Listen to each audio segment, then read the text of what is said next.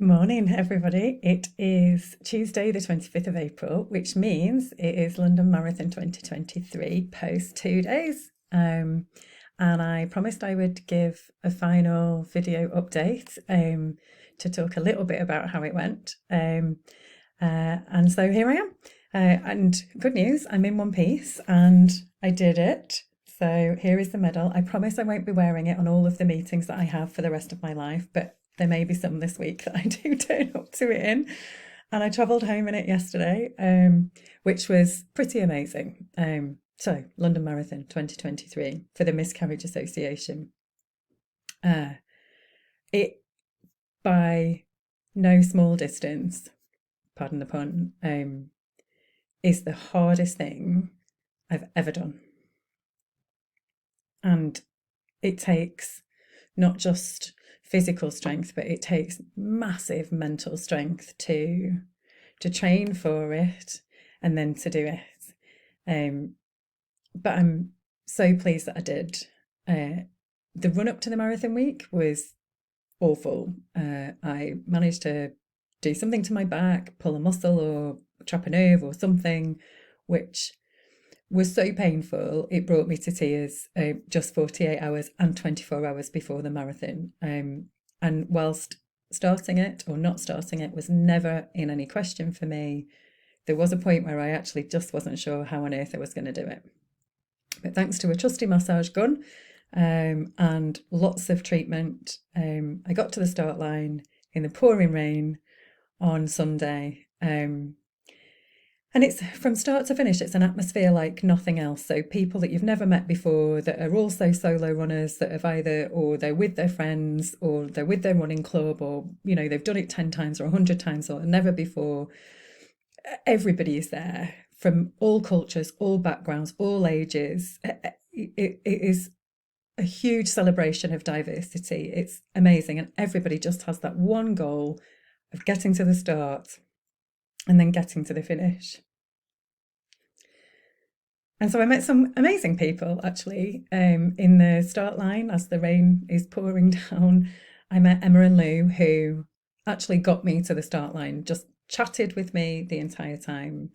And then whilst I was running, I was chatting to Katrina and Sharon, who I was in a WhatsApp group with that we realised and on a Facebook group with. They chatted to me for the first few miles. And then the rest of it, I kind of ran on my own. There are some points to note on this marathon that took my breath away anyway. Cutty Sark, completely epic. And the crowds are so busy at Cutty Sark. I think lots of people must miss their friends and relatives at Cutty Sark. I missed Claire. A person that I had got chatting to missed their family at Cutty Sark. It's really hard to find people at Cutty Sark, I think, but in itself, it is amazing to run past, and it kind of took me by surprise, even though I knew where it was. But the standout for me was Tower Bridge.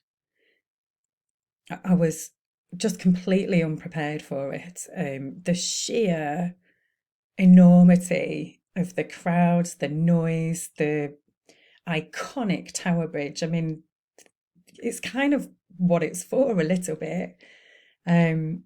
I was blown away by it. I was in tears with it. And I was dead lucky because I got to see some of my friends on Tower Bridge. And at mile 9, I saw my other friend Miranda and Aisha, and they'd made a sign, and they were the first people that I saw. And it gives you such a boost to do it because it's, regardless of the atmosphere, and the atmosphere definitely carries you. It's hard. It's 26 miles, and 9 miles in, you've got a long way to go.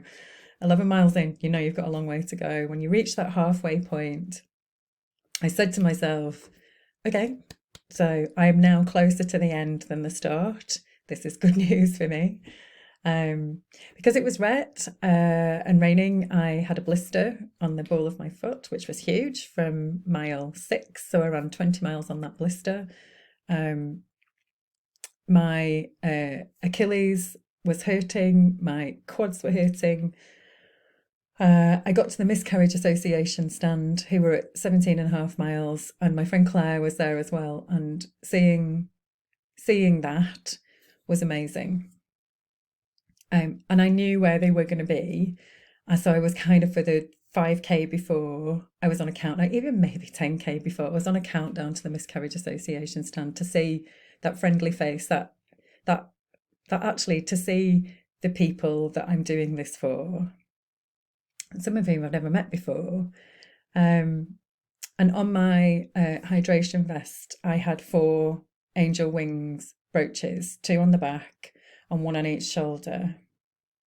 And I'm not ashamed to say, and I've lost count how many times, but I touched those brooches so many times to ask those lost little ones of mine to give me some strength, and they did.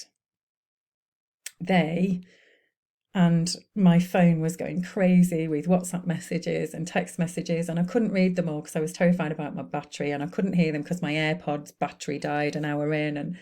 And but every so often I would have a look, and it was amazing to know that my family and friends were with me. Every single step, somebody was with me, and it was just phenomenal. And when I left the Miscarriage Association, the next real big part is when you get to Westminster.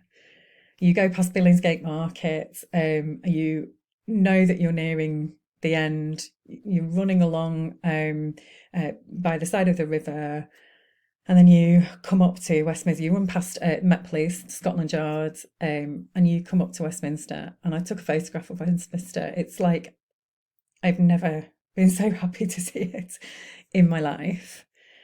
And then you round the corner through Horse Guards Parade, and there is a video on my Instagram if you want to watch it of Claire had managed to get there, and I wasn't expecting to see her and practically ran past her, but thankfully she shouted me, and you can see on the video that I just spot her and have to come back for a hug. And then you round the corner, and then I just remember seeing 600 metres to go and having this dawning realisation that I was going to do it. I mean, I was going to do it. And then you get 400 metres and then 385 yards, and that threw me because I couldn't convert what a yard was to anything. And then you see 200 metres. And then I could hear Gabby Logan commentating, and I didn't know where the cameras were. And I you can just see the finish line. And by that point, every ounce of my being was in pain. And I think I've put the finish line, on my Instagram. My running form is gone. I mean, there is no form left in me. I'm just grateful to get over the line. And I did. And I am beside myself with pride. This 49, nearly 50 in 2 weeks, year-old body did it. It carried me through 4 months of training, 300 miles of training, and 26 miles on the day. People who've run marathons have said to me so many times, the marathon, the race itself, is your victory lap for all of your training. And it was inconceivable to me that would be the case, that it would feel that way. But it does. It is your victory lap. It is what it's all for. And I did this for the Miscarriage Association, and at latest count, donations across all platforms is over £1,800, and I am beyond grateful for that, and I'm so pleased with that. Miscarriage is really hard, really hard. Anybody that has been through it or tried to support somebody through it will know it's brutal, and it's a million times more brutal than any marathon will ever be for anybody. It's a I guess a unique kind of loss, because it's not just the loss of the baby, it's the loss of the hope, the potential, the possibilities, and in my case it was the loss of the opportunity to be a biological mum. The Miscarriage Association, and this is going to sound really melodramatic, but the Miscarriage Association really did save me in a way, especially in 2014, I found that really, really tough. And to wear their name throughout this run on Sunday fills me with huge pride. I'm so honoured to have been able to do it for them. If you ever find yourself in a situation where you are struggling with miscarriage, or you're touched by miscarriage in some way, directly or indirectly, the Miscarriage Association are there to help you. They will help you. They will help anybody who needs them. They have amazing resources, and the money that's been raised on Sunday will go to such good use. If you're watching this video and you're hurting because of miscarriage and you haven't yet reached out to them, my advice is do. They won't let you down. They are terrific. And that's why I wanted to do this epic, Herculean, for me, thing. For all the lost babies that were celebrated on that day, for all the lost babies that were remembered on Sunday, including my 4, it was an absolute honour to be able to do it. And this is a hugely long video, and I'm so sorry. And if you've stuck with me for nearly 12 minutes, I'm super grateful. Thank you. Thank you, thank you, thank you. Thank you for your support. Thank you for watching this and any other of the videos that you've watched.